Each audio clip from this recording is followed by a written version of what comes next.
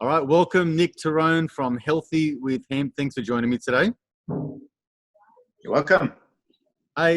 Just so everyone knows, we've got a history together. I've known you for a long time, 25 odd years. We kind of look similar now, nowadays.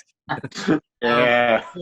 I've known you for quite a while, and the reason why I want to interview you is because we've been on a journey together, and in our own lanes, of course. Me moving into business, but then in the last sort of 5 years, moving more towards personal development, self-help, and it's morphed into spirituality. It's morphed into, lots of stuff. And the reason why I've gravitated towards you is because you have done the same thing through hypnosis and also through hemp, which is why I've got you on the show. So thank you so much for joining me. So for those who are wondering who you are, what you do, can you just tell me how you come about Healthy with Hemp and why you're using hemp and, those sorts of things? So how did you come about it? I came about it. Well, when I was young, probably like a lot of people, when I was a teenager, I was, dabbling in cannabis use. And that was when I was young and dumb, abusing, like a young person with alcohol, I guess you could say, you know what I mean? Like, abusing it. And I actually had a bit of a real life challenge with it, I guess you could say. It set me off the rails a little bit, but I can look back and see how much of a blessing it was. But that was during that time where I was experimenting with my consciousness. I really started asking myself questions that would set me on the path of, like, the topics you just mentioned, personal development. What does it mean to be a rounded, full human being at their potential, and what's this reality about? I started asking myself really big questions, and that really shaped a lot of the things I did from that point on. I was only 14, 15 years old, and I was really interested in this stuff. And then at around the age of 20, I think 22, 21, I was in my last year at university. Then, I had, what you could say is an episode. It's the things that, I guess, what I went through was the very thing that a lot of people fear could happen. But it was a real blessing for me. It's like, people don't stay away from having their glass of wine every night because there are some people that have had bad experiences on it. You know what I mean? Like, I came to realize as I got older, wiser, I came to start to appreciate the gift, the blessing, like hemp, the cannabis plant, and how it can be used for medicine and building materials, clothing. I'm wearing a hemp shirt, and how it can also be used to work on things, like to actually use as a healing modality, almost a modality in and of itself. And so that's how I got really interested. Yeah. So the catalyst was the life event or events, we could say, and then it got you from wanting to use something to escape and to do whatever, to finding out that there's actually different usages for it that could be beneficial from a mind expansion perspective. But the main reason why the main thing I'm getting from you is it had a healing property to it, and that can be spiritual, it can be emotional, it can be physically, it can be, there's so many things like that. So, and that's really where I kind of want to direct this to, because I personally have discovered the same thing. So healing, Healthy with Hemp, I've discovered the benefits of having it, the benefits of how it can help me with my mindset. It can help me with my health internally, emotionally, there's so many benefits. So, but what I know is I know people are going to associate hemp with weed. And when you associate weed with smoking, and then you go like, oh, this guy is just a hippie, and that's all it's for. And isn't it illegal? And, isn't it going to make you, stupid and all that kind of stuff? Yeah. So, sure. My first train of questions, or line of questions for you, and the train of thought rather, is what's the difference between hemp and smoking a joint? What's the difference? Okay. Well, I mean, in one sentence, it's the THC level. Okay, explain Right. So THC. yeah. What's that So part? typically, when one is talking about hemp, it means that the plant or what they have pulled off the plant has close to no THC, which is the psychoactive component. Right. So it'd basically be like getting, non-alcoholic wine. Yes. You could, draw that analogy. Yeah. So hemp is the more industrial use of hemp. So you could use hemp to make clothing, to make blocks, to build home. There's so many uses for hemp. Once it starts having the psychoactive component, then cannabis is the general term for the entire plant, which includes the parts of the plant that does have the THC content. So when you're talking hemp, is it a specific part of the plant are we talking about? So the cannabis plant is the whole thing, but is it a particular part of the plant that you're getting that has the THC, or it has less? Yeah. Is that how it works? Yeah. Typically, it's the bud. It's the bud of the plant that would have the resin in it. Yes. I mean, most people are probably familiar with a close-up photograph of a cannabis bud. It almost looks like a little bonsai. It looks like a little bonsai almost, like the miniature. And it's got what, look, you can see the crystals on it, the little resin. Some people have genetically modified their plants to naturally produce low THC, but there are processes that you can reduce the THC content. So you've got a industrial hemp. So sort of, for want of a better word, for the dumbed down version, if you've got less THC in the cannabis, then you have more psychedelic or psychoactive properties to it, or how does that work? And more THC means it doesn't give you the hallucinogenic effects of it, or am I reading that wrong? Well, typically, yes. The THC content is what is the psychoactive element. Got it. So it can give you the high. Yes. The THC content. So if anyone is, and a lot of people do. I mean, in my line of work with my quit smoking hypnotherapy, I mean, you'd be surprised how many people share with me, "Oh, Nick, I also smoke, a joint." So yeah, that's the part that gives the high, the THC content. Yeah. Got it. Okay. So now that we know that the THC is the part that gives it less or more of the psychedelic and all that stuff that we normally associate weed to, right? Sure. So when you take that away, can you then maybe expand on? I am fascinated about the history of hemp, meaning it's just been around for such a long time, and our ancient, tribal, Aboriginal, founders of our country, like that's what they used. These are the things that I've been led to believe in some literature, and so the things that I read up about DMT or all that kind of stuff. Then I read into what I know about Dreamtime and about Walkabout and all that kind of stuff. There's some real close associations which I've never made like the connection before. Yeah.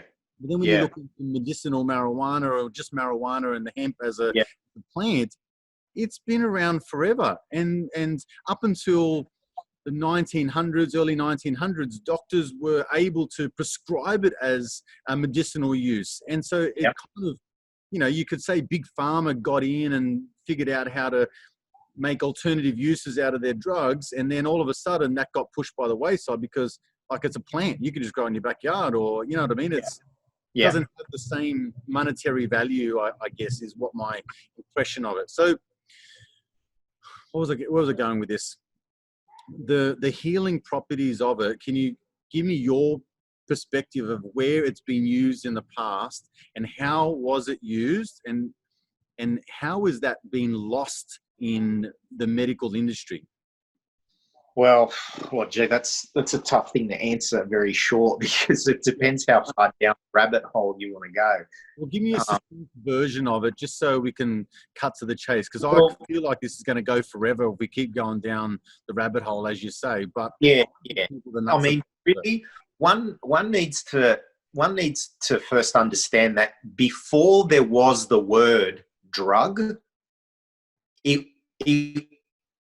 there were, like you said, our ancestors basically, and you go back far enough when native people who were more connected to the land, what helped them connect with the land and nature was interacting with plants that had certain effects. They didn't call them drugs. They just called it a certain plant that, when used in a certain way, would give you a certain experience. Yep. Like they wouldn't have even had those words I've just used, but it was just a way of communicating with Mother Nature that, okay, if you want to go deep sea diving, you need some equipment. If you want to connect with nature, there's certain things you can do, like a ceremony, a smoke ceremony, smoke this, take that, la, la, la. And then we start getting into the mechanisms of engineering a culture. Right? So then you could say, and, I mean, different people have different, opinions on this, but you could say the white person then, in engineering a culture, decided to make certain things prohibited and certain things allowed. Now, one needs to ask themselves, what makes the difference between a certain drug being legal and a certain drug being illegal? Well, is it safety? Is it, your average person might go, oh, well, it's a safety thing. Some drugs are dangerous and can be addictive and are detrimental to your health, and others aren't. But if that is your bar of what to allow, it all comes down to hypocrisy, right? There's a hypocrisy in what is legal and allowed, because nicotine, alcohol, caffeine, sugar, these are things that alter your state, but they're okay. It's okay. You see, what really bothers me is that on one hand, the government will say, use responsibly. Like, look at all the gambling ads. Oh, bet with your head, not over it. Gamble responsibly. Blah, blah, blah, blah, blah, blah. And on the other hand, they'll be, no, you can't take that. We can't trust you to be responsible with that. But you can smoke cigarettes that kill someone every 6 seconds. It has absolutely no... You want to. Yeah. Sorry? You can do 50 a day if you want to. Oh, smoke as much as you want. Drink yourself to oblivion with alcohol. We'll let you make your own call and freedom of choice with those particular drugs, but not with this one. Yeah, that one, it's clear that it's politically driven and economically driven, because how can a plant be totally fine in some parts of the world, but in other parts of the world it isn't? Like, if a drug or substance is that detrimental to human life, it wouldn't be okay here and not there, and all right there and somewhat okay there. And well, like every human being would know you got to stay away from that. It's bad. So what's so okay in North America and in California and Europe and Amsterdam and all these places, but if you happen to be living on this piece of dirt on the planet, no, it's not good for you. Yeah. Like, I mean, come on, anyone with half a brain can see straight through this bullshit. Okay, so once we get through the kind of perception of the typical stereotype stoner who's just using this to get high, and now we've also injected that there is quite a decent amount of literature and history and medicinal uses and purposes. Like you said, these are just aids and tools and, just things that we've used. Like, everyone should know that most medicine is plant-based. So there are, would you agree with that? Like, medicines are... Most there's a lot of the opiates and all those sorts of things, right? Yeah, well, they extract something from nature usually. And look, I'm no, I've got to say this. Look, I'm no chemist or pharmacist or doctor or anything like that, but I have been a psychotherapist for more than half of my life. So when looking at understanding mind, like that's a little more in my field. But in terms of this, like I've just listened and read things where most pharmaceutical drugs are a synthesis of something that's been plucked out of nature, and then some other things have been added to it. Yeah. So we're on the same page. All right. Yeah. So with that being said, let's maybe branch into the healing benefits of cancer and hemp. So cancer can be a healer. It can make you look at your life. It was on my brain. That's why I said it. And the reason why it was on my brain. Yeah, look, the reason why I was on my brain is because I actually put a post on Facebook and I said to my fans, and I just said, hey, listen, have you or do you know of anyone who has able to heal themselves from cancer without radiation or chemotherapy? And if so, what did they do? And here was the top 3 things. A plant-based diet, right, was the number 1. Number 2, colloidal silver. Number 3, hemp.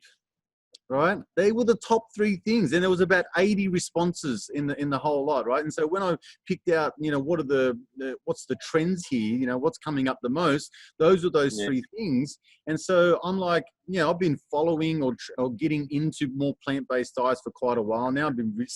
I don't eat almost zero red meat. Seldom eat red meat. Reduce down chicken. Increase my plant-based diet and all that kind of stuff. Man, I've got a silver. You'd be proud of me, Nick. I've got a silver generator. Make colloidal silver, colloidal gold. I'm making colloidal copper. Man, I'm cooking this stuff up, and it's going to sound mad to a lot of people. Now I'm onto hemp. Yeah, that's it. And so now I'm onto hemp, and I'm like, man, I just want to keep going down this path. So let's talk about the healing and healthy benefits of hemp. Give me a rundown of what it can do on a minor and then maybe work to a major level. Yeah. I mean, I believe, as a lot of people do, that the human being is mind, body, spirit. Let's say mind, body, spirit. Now, I have a belief that if someone's going to really heal permanently and transform their well-being, healing needs to occur on all 3 levels to some degree. Mind, body, spirit, because they're all interrelated. They're all connected, So in terms of the research, let's look at the objective, evidence-based scientific research that this plant can actually does have medicinal value. There is copious amounts, years of research done by, I can't remember his name right now, but he's from Israel. He's considered the godfather of cannabis research, like in Turkey. Israel, sorry.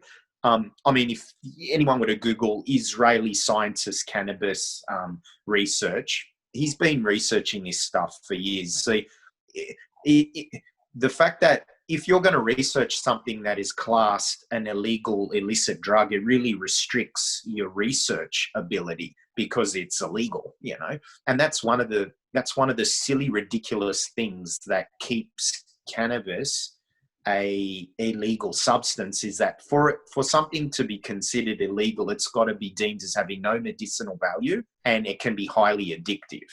They're the 2, why heroin is, that in that section, that classification. So the jury's out. Like, there's no doubt about it when so many people come forward saying that they've healed and helped. But being a psychotherapist, part of my interest in how cannabis can heal is the fact that it can be used to uncover, if you choose to use it in this way. It all comes down to intention. Like you said it. You said these things are tools, and a tool, if you don't know how to use a tool, you could hurt yourself with a tool, right? Like, I don't, if I don't know how to use a bench saw, and I go away and I don't put goggles on, and I don't know the safety latches, or I could lose fingers, right? You know what I mean? You could build a house. Yeah, exactly. But if you are disciplined and you take on a discipline to learn how to use certain tools for a certain outcome, then you can actually get amazing healing from that. And that's where I think in ancient times, disciplines and plant-based medicines were combined, because it wasn't like these days how a young person can go and get blind drunk or smoke weed or whatever. They have they haven't learned to discipline. Their intention is just to have fun or escape. So that's when the tool can possibly kick you in the ass. But if you have a certain level of responsibility, you're using something responsibly, you have an intention to uncover some of the emotional things that are keeping an illness in place. Because having been a therapist for a long time, one thing I know for sure is that every physical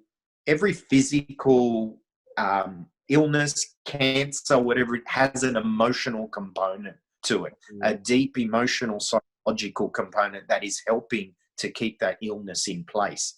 And I honestly believe that if one can delve deep into their mind, into the essence of what they are, and understand what that is, and make a change there, then boom, this is why, ayahuasca and wachuma and all these plant medicine journeys they're considered, the cliche term, 20 years of therapy in one night, because you get so deep down quickly into something, you can make an awareness, and then you open your eyes and you're no longer addicted to this. You've cleared yourself of that. You don't feel like alcohol anymore.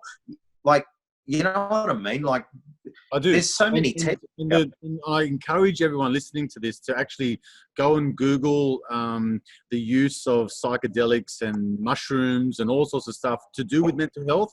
There is so much information out there that is really, to use a cliche word like cutting edge, technology, or a tool that's been used, which, as we've discussed already, these are 3,000-year-old, ancient herbs, let's call them, right? Okay, so what can I do apart from getting into altering my consciousness to a higher level, so I can think clearer, so I can maybe get rid of some emotional trauma? What are some other things that you could mention that hemp could heal with? Oh, gee, it's an antioxidant. It's an anticonvulsant. It's good for epilepsy. I mean, just on the physical body level alone. Rattle off a few things. So like that I could use it just in my everyday use, and then maybe go on to illnesses and certain things like that. Sure. Pain management helps with sleep. It's pet friendly. It can help with pets. It can help with aches and pains. It can help reduce blood sugar. It's good for psoriasis. It's good for blood pressure, diabetes. It's an anti-inflammatory. The more I say to people often, there's very little that the medicinal aspect of this plant cannot help. Really? Like what it can't help with is so much smaller than what it. And you see, this is part of the reason why, because I honestly believe, like, when a drug company makes a drug, like, it's designed, and the scientific process that they've gone through to have a drug help a specific thing, they've isolated something in the body that is so minute that this drug will help with, if it does help, it helps with this thing. Whereas because the cannabis plant is so holistic in what it does for your mind, body, and spirit, I honestly believe that's part of the reason why the plant can help with so many ailments, because it gets to such a fundamental thing in you that is responsible for manifesting so many things, that once you get to that, oh, look what it can help with. It can help with all these physical. Yes. You're getting to something deep. I'm so glad you said that. I'm so glad you said it, because the thing is like what I think the pharmaceutical industry has done over a period of time is they've said, oh, Nick, you've got stomach acid, right? So you've got this thing, you've got reflux or whatever it is. Take this tablet or take these drops or take this drink. And so what we're essentially doing is we're going to put a Band-Aid over the stomach acid thing that you're experiencing at the moment. Instead of saying like, wonder what causes the stomach acid that you're getting, you know? So let's try and go a little bit further and peel back the layers, so to speak, as to why that is happening. So what I love about the hemp and what it can do, and like you so said, it's like a holistic, you know, medicine, because what it does is it kind of goes from the top down. Oh, I'm taking it because I've got diabetes, or I'm taking it because I've got high anxiety. And then at the same time, it kind of heals some digestive stuff. It stops the inflammation of the gut, or it stops the inflammation of certain organs. And then it keeps peeling back the layers, and then it works on the next level, and it works on the next level. And all of a sudden you find these perks and benefits of having this one herb, which is taking care of like 5 or 6 or 7 or 8 or maybe 15 different ailments that you either consciously or unconsciously knew that you, or never knew that you didn't have, right? So that's what I think is super important about all medicinal types of healing, but particularly when it comes to hemp. So, and we've got a cannabinoid system. We actually have a cannabinoid receptors. It's almost as if whatever or whoever created humans almost made us, in a sense, like the keyhole, and the cannabis is the key for it. Like, we've got a system ready to accept this plant. Like, that's pretty freaking amazing. Can you go into that a little bit further? How do we have like those receptors in the body, and how does it marry up with the plant? Well, we have cannabinoid receptors in our body. So these and mind you, look, this is something I'm still still learning myself. There's so much to learn about it, right? And you know, look, I'm not a doctor, so I've gone into it at this very point in time, to the point where, you see, I don't need any more I don't need any more scientific proof, you know, like you know, so for people that really need that, you see, when an individual is researching something to appease themselves or help them maybe change their perspective, they'll do that research to a certain degree until they're satisfied. You know what I mean? Like, I've gone far enough with that. I'm now satisfied that, wow, you know, our bodies are aligned with this. We've got, it's like DMT. We have DMT already within us. Already created. Our pineal gland, you know, it's in every living thing. So if we have any kind of psychedelic plants, the DMT component merges almost with, or expands, or does something with the DMT. We already have it in our body. And cannabis seems to do, in a way, something quite similar. We've got a cannabinoid receptor systems in our bodies already. Like, that's kind of amazing. And it regulates so many things in our body. That's why it can help with sleep and blood pressure and blood sugar and all these things, because they're fundamental systems that run our body, digestion and all that sort of stuff, sleep and you know, all that. Wow. Okay. Can you give me some more examples of how it can heal me? Like I already mentioned before, cancer, right? So, and I'm already suggesting to people that I know with cancer or with tumors or with anything like that to consider this as an addition to their toolbox of stuff that they've got. So, now, I'm not saying to people don't do radiation or don't do chemo or don't do what your doctor says. I'm just saying, why don't you add this to your repertoire of things to help you as well? Like, you know, add anything. So what are the common diseases could it help with as well? Well, like I said earlier, I honestly, the list of what it can't help is so much shorter. Yeah. Like, I mean, like the oil listening can get a fair clue of things that they may consider that would only be a medical procedure or a doctor's prescription. What would encompass those things? Well, I mean, you see, sometimes, one thing I think we do have to be careful, because I fell into this, is cancer and cannabis was so marketed and put out there, and so many people were having results with cannabis in terms of cancer, that people could be led to believe that, oh, all I need to do is get some oil and my cancer will be cured. Although it can do that in cases, I think the more appropriate sort of thing, and this is what I mentioned, if people are dealing with cancer, I say the oil can, I wouldn't say to people, look, it can happen that you could be cured of it, but what hemp cannabis can help with is it can help with the things that you need to help your body recover on its own from cancer. For instance, you don't want to eat. It can help with appetite.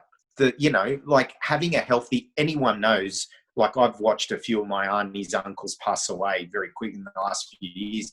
They lose weight. They can't hold food down. They're on a drip, or people going through chemo. They can't hold anything down. The cannabis, the health, can be good for increasing your appetite, which your body needs to heal itself. Yep. Some of those people are not getting good sleep. It can help you get good quality rest, because the more you're able to rest and get sleep, you're helping your body heal itself. See, This is a little tweak. It's like, rather than and because I've seen a lot, and sometimes I wonder if it's ethical. Like I've seen people marketing, hemp oil, cannabis oil, like, oh, it's a miracle, it's a cure, it's the miracle. And as much as I do believe that, I don't think it's right to be putting it out there as, oh, it will just take care of it will solve third world debt. Kind of like it's just gonna fix the hole in the ozone layer. No. What I take it from a personal development. Yeah, I sorry to interrupt, but I take it from like a personal development point of view. So when I say to people, if they come to me, for example, and they go, listen, I'm having, it could be anything. I'm having trouble within my business. And then I will look at, what are the things that you're having trouble with in your business? And they might mention things like cash flow or marketing or social media, all that kind of stuff. I go, great. Okay, how are you going? Yeah. So it'll be, all right, where's your mindset at? What are your habits? How are you exercising? You're eating right? Are you doing meditation? All that kind of stuff. So then I look at it as, how can I help you in as many ways, with as many modalities, with as many tools, with as many strings to your bow as I possibly can? Why limit it to just one thing? Why don't you just use everything? Yeah. So in your case, why don't you use cannabis? Why don't you use hypnosis? Why don't you use HeartMath, which I know we've talked about before? Why don't we use emotional work and things like that? Why don't we use all of that? And then kind of really heal from every aspect of whatever, mind, body, and spirit. We get back to that mind, body, and spirit. I think that's kind of the same lines. Is you don't say, hey, this is the wonder drug, or this is the wonder pill, or this is the magic bullet. It's going to do everything and anything, and that's all you need. It's like, well, why don't we just use all of these? Why don't we add all these layers? You've touched on something that I think is crucial, and I think people, if someone isn't able to, and this comes down to each individual's level of awareness, about the self-awareness. You might, and I know this from having been a therapist and getting into the kind of healing alternative stuff, that if a client or someone you're working with is unable to see or does not believe that these things are all connected, then they block themselves from true, holistic, all-round transformation and healing. If someone can see, Because you can imagine some clients will go, well, what do you mean? My business just isn't making enough money. What do you mean? Like, it's not about my relation. It's not about my sense of purpose or my connection with, if they're unable to see that that means almost everything, not just nothing, then what they need to do is get more self-aware. Like, you need to really ask yourself, what does it really mean for you to be a human being walking the planet? Get in touch with the big stuff, and guess what? Your cash flow will change. If you can't see, or you don't agree, or you can't tell that that's connected, then I would start with asking yourself some different questions. 100%. You know, because that's where it comes from.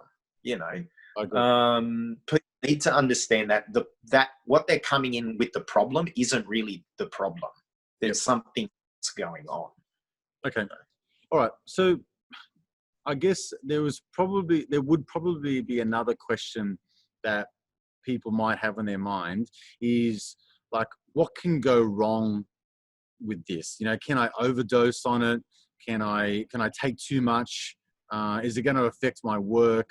You know, like what are the negatives that could happen, if any, that you can think of? Or like, let's just cover some of those things. I mean, people are concerned about it. Like anything, almost anything in your fridge or pantry right now, if you abuse, could cause problems. Got it. Go to your cupboard and your fridge and your freezer. Look at anything in there, and if you were to abuse that, or you have it too much, or it's going to cause some sort of problem somewhere. Just like coffee, just like sugar, just like, it comes down to responsibility, responsible use with you, just like alcohol, just like, you know, that kind of thing. So here's one thing people can hang their hat on, is that not a single person has ever died directly because of any kind of cannabis. Cannabis, hemp, marijuana, weed, pot, whatever you want to call it, more people have died from eating a peanut. And that's no joke. Like a peanut inflammate, like, the allergic reaction. Yes. That does not mean that it can't do harm, because if someone is using it irresponsibly, they're running away from their problems rather than heading them. They're using it as an escapism. It's escapism, a band-aid approach to whatever they're trying to solve. Yep. All of that. If someone doesn't have A, the awareness, or B, the willingness to address what is really not fitting right in their life, then they will naturally go to some kind of crutch. And I've worked as a quit smoking specialist for many years, so I see that one a lot. Or it could be food, it could be alcohol, could be drugs. So yeah, definitely. Like, if you take something that is going to alter your state, I mean, I'm referring now, I guess, more to the, smoking of cannabis, THC, or for the high or whatever. If you're going there and doing that and not facing your real problems, well, then they're going to catch up with you. Absolutely. That can happen. I agree with you. Look, I have read also that there hasn't been any related deaths to cannabis use and all those sorts of things. You definitely get some, and I think people should know the distinction between using something like hemp and mixing cannabis with tobacco and mixing it with other stuff in a joint or whatever, because then you've also got the other side effects of those things that it's mixed with. So it's not pure in a sense, right? But I also agree with you, made a really good point is, hey, listen, you can go to the cupboard right now and overdose on aspirin, and that's, just over the counter, and you're good to go. So, okay, that answers that question. So to wrap this up, because I think there's going to be a bunch of stuff that people are going to want to know, but I feel like people should definitely at least be aware now that there is some alternative medicine, and it's becoming readily available, because this is not something, and the reason being because of that THC levels that you were talking about, this is something that you can freely use for medicinal purposes. It's something that is becoming less and less shunned upon as a drug that, you just get high on and you're an absolute stoner. There is a lot of really high quality information and really renowned scientists and doctors and all sorts of people that are touting this as a really good alternative. in the medical industry. So I encourage people to do that. And then also I want to encourage people to reach out to you and ask some questions and maybe get some more information. So how would they do that? Where's the best place to find you? Well, Facebook, Healthy With Hemp, or even Nick Terrone, even my personal profile, the healthywithhemp.com.au. The website is there. There's a contact form there, or Facebook page, Healthy With Hemp Facebook page. And like, I really would just want to echo what you said in that, you know what, people can go onto Netflix and watch any documentary on cannabis, its history, and that's it. Just get on YouTube, have a look at some docos, look at the history of this plant and how it's gone from being a plant that was actually mandatory in certain states in the United States. George Washington, I think, and Benjamin Franklin, they were hemp farmers. I'm pretty sure it was either both, one of them. It was a requirement for states to grow hemp. It was a necessity. It was so versatile.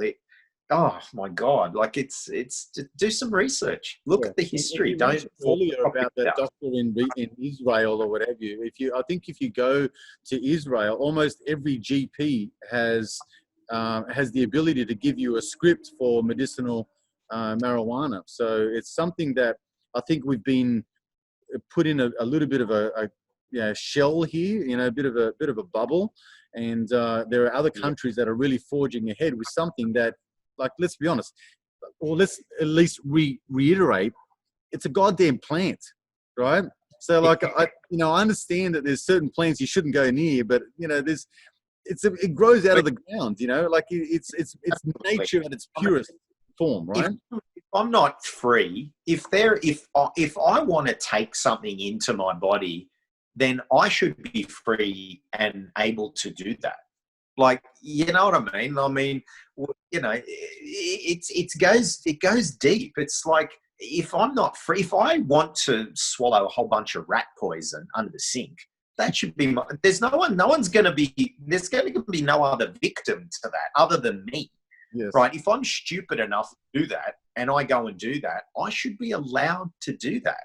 Like, if I'm not free to do what I want with my own body, mind, and spirit, then am I free? I mean, here's the thing, really. I mean, this might be an interesting thing to leave on, is that I honestly believe that certain substances are allowed because they either dumb you down and keep you being, even George Carlin has said this, like, the substances that keep you being an obedient worker that falls into line and follows rules, you're able to have those drugs. Have your coffee, have your stimulants, have your chocolate, your sugar, and your Red Bulls and your energy drinks, because they keep you working hard and doing what needs to be done to keep this whole place. Whatever makes you fatter, sicker, and lives the least quality of life. Yeah. Right. Yeah. The substances that get you to question things, the things that make you open up to things and go, what? Why am I doing this? What's really going on? Those things they don't want. No. It's for your own good. Don't take those substances. That's right. We're making for your own good. Yeah. But go ahead and play with these ones. Like, man. We're going to have to go on another interview for that topic. I think we should definitely go down that road of all those things. But for now, I think this is, for me, has been a wealth of information. I think it's been a real eye-opener. And again, I want to reiterate, to encourage anyone who's listening to open your consciousness, expand your mind, just look at this objectively and go down the rabbit hole as far as you possibly can, and at least be exposed to the possibility that there's something else out there other than pharmaceutical drugs, or other than topical creams, or other than stuff that's man-made. This is nature-made, that you could be using as something of a tool or a system or a repertoire, or whatever you want to call it, that you can interject into your life and into your lifestyle that could have some pretty profound benefits. So with that being said, Nick, thank you very much for your time. I'm super grateful. And until we meet again, I'll see you on the next video. We'll do another one. Yeah, for sure. Take care. Bye for now. Bye.